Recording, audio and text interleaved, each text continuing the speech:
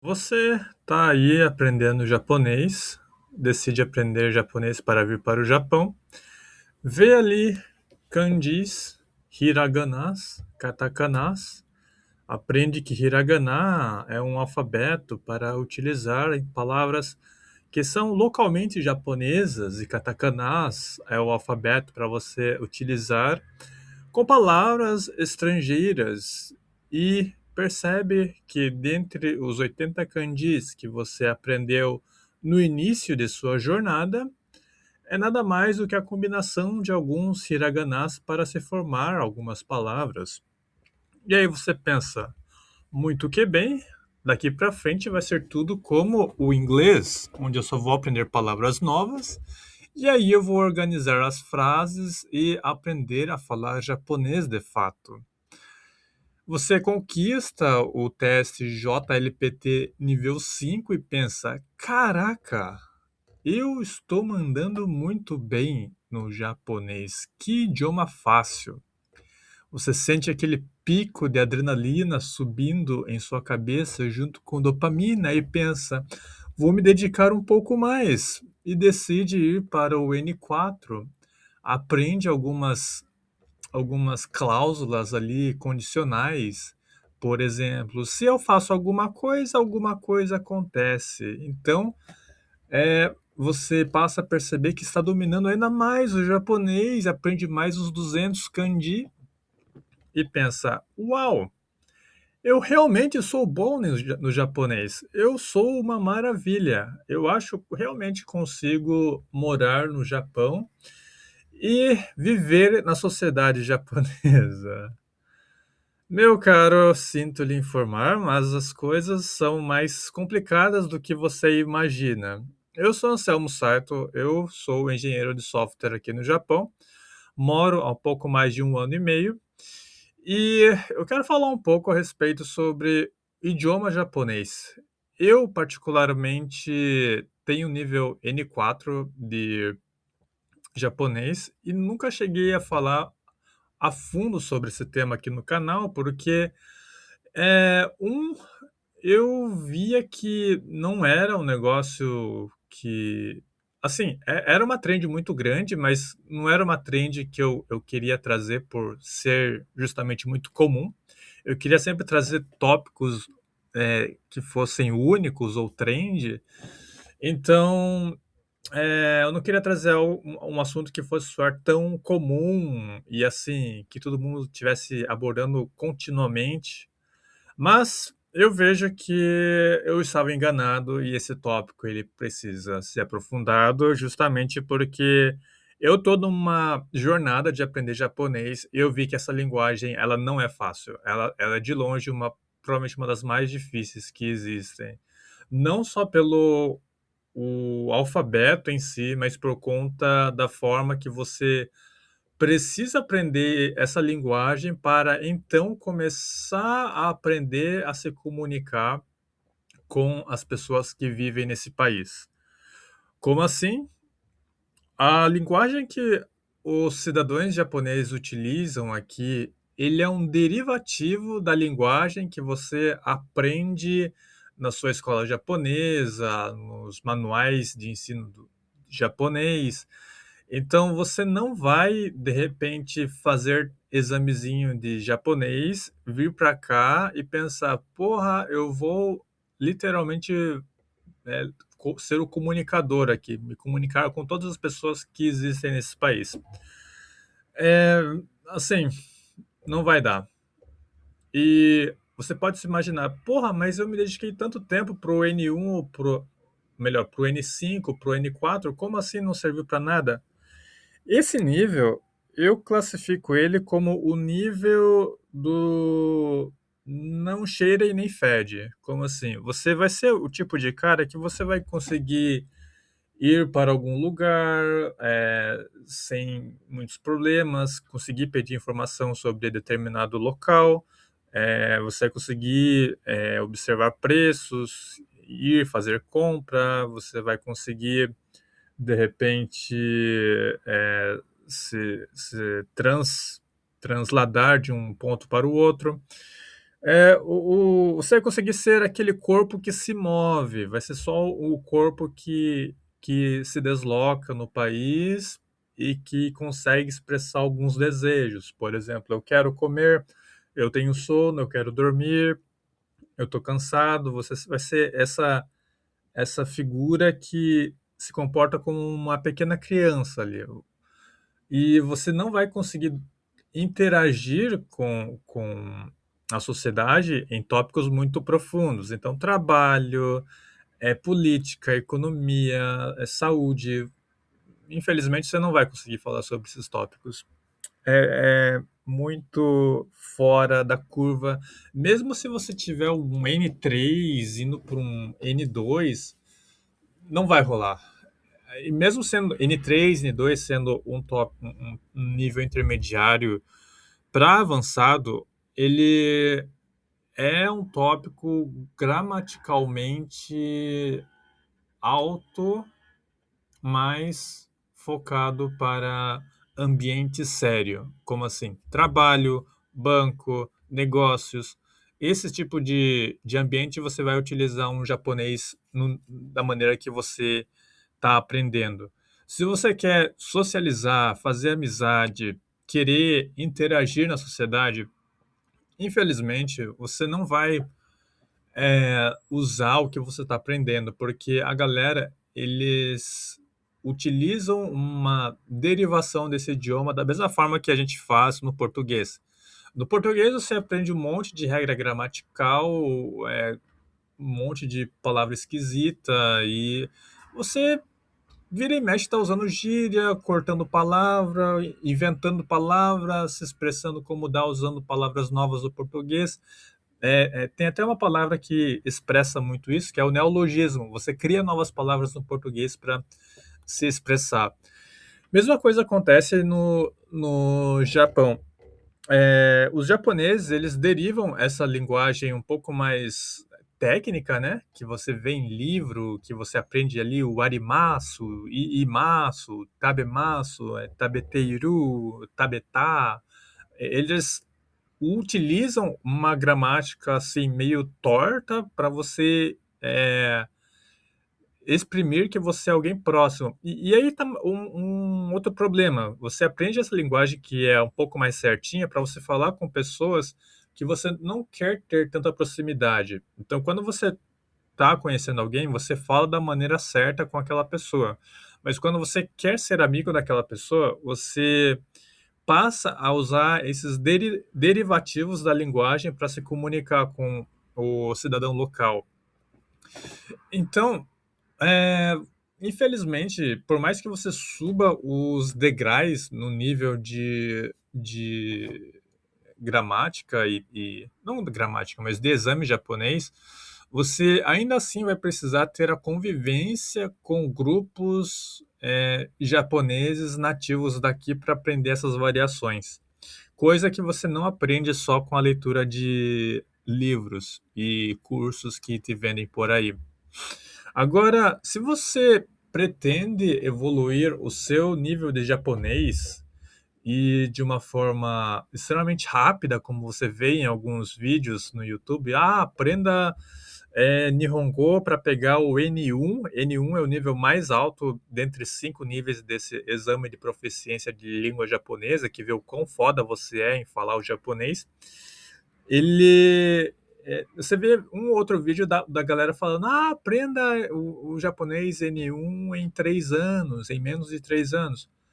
Cara, isso aí é lenda, é fábula, é coisa que a pessoa vive na Cracolândia e expressa esse tipo de informação. É a mesma coisa que se o Neymar viesse para você e fala: olha, é o seguinte, eu ensino você a jogar futebol como eu, só que você vai ter que fazer o mesmo treinamento que eu faço em 3 meses. Não vai rolar, porque é algo que varia de pessoa para pessoa. Então, qual que é a média? A média, assim, para os cidadãos comuns, medianos como eu, você e todos nós. Aqui no Japão, a galera, os estudantes que entram no primeiro ano e vão até o sexto ano, eles saem dali com um nível de japonês N2 para N1, por aí. você vê que do primeiro ano ao sexto ano, eles aprendem cerca de 1000 kanjis. Então, o que isso quer dizer? Quer dizer que um aluno do sexto ano, ele termina o sexto ano aqui no Japão com nível de japonês entre N2 e N1. E é engraçado isso, porque você olha a molecadinha ali do sexto ano e pensa, caramba, mano, eu tenho muito mais conhecimento que esse pirralho. Só que, em contrapartida, quando você vai disputar na área de japonês, ele te esfola você cerebralmente no japonês que você não faz ideia. Eles têm muito mais bagagem do que você. E mesmo quem está no terceiro ano, está aprendendo kanjis para o N3. Então, eles ficam cerca de mais 2 anos aprendendo. Vamos lá, do começo. Do primeiro ao segundo ano, eles aprendem informações do teste N5 e N4. Do terceiro ao quarto ano, eles aprendem um conhecimento de nível N3.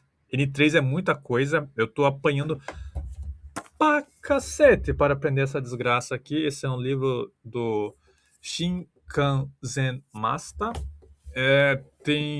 Eu achei bem completo, só que se você não domina muito bem o japonês e nem o inglês, eu não recomendo, porque você vai ter que recorrer muitas vezes ao chat GPT para tirar foto e traduzir. Eu mesmo tive que fazer isso algumas vezes.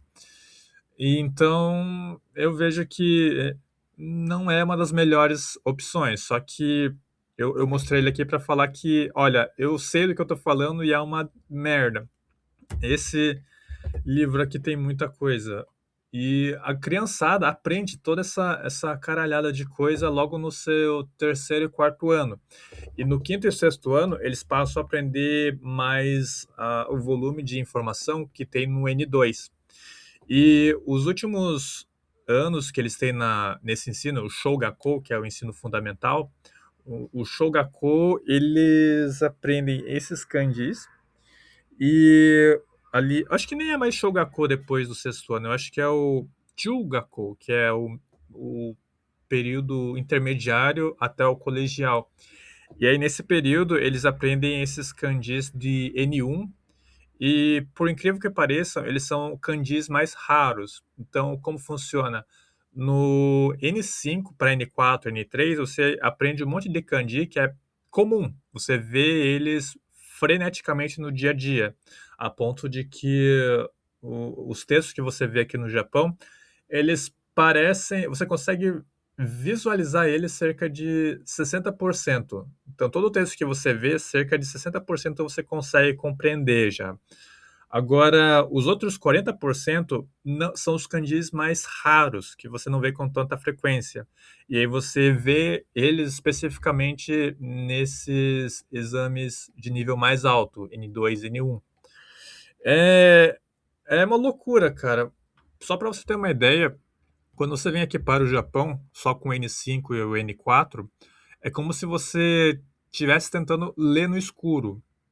Você vê uma letra, outra letra, você vê cerca de 15 a 20% das letras ali, e aí você identifica essas letras, e aí as outras letras é como se estivesse no escuro. É literalmente isso. Você vê uma parte, acha que entende, de repente não é aquilo. Então, é como se você estivesse no escuro, e à medida que você vai estudando essa parte de kanji, você vai iluminando os textos e você consegue perceber mais coisas. Aí, grande recomendação, eu não tô fazendo publicação, eu nem conheço quem criou esse aplicativo aqui. Ele se chama Kanji Ninja. Kanji Ninja. Se eu olhar isso aqui, ó, Kanji Ninja. Eu não sei se você consegue abaixar no Brasil. O ChatGPT disse que sim. Mas se não der, baixa usando o VPN e usa. Ele é muito bom. Ele é assim, ele não é pago e você, cara, tem de tudo. Tem como você escrever, tem como ler, tem teste.